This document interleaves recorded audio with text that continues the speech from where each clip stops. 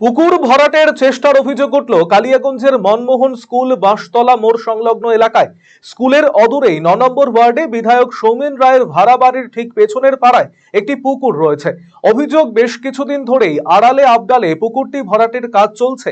ইতিমধ্যেই এই পুকুরের পূর্ব এবং পশ্চিম অংশের অনেকটাই মাটি এবং আবর্জনা ফেলে বুঝিয়ে দেওয়া হয়েছে।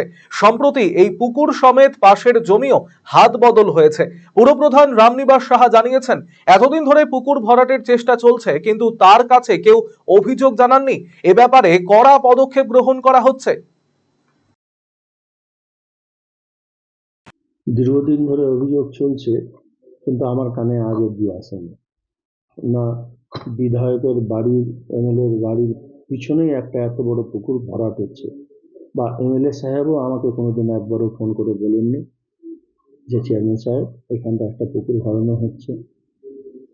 যখন আপনাদের মাধ্যমে আমি শুনতে পেলাম, তা আমি দেখছি কিভাবে কি করা যায়। আমি বিএলও সাহেবের সাথে কথা বলবো, আইসি সাহেবের সাথে কথা বলবো, দরকার হলে আমি নিজেও যা স্টেপ নিব।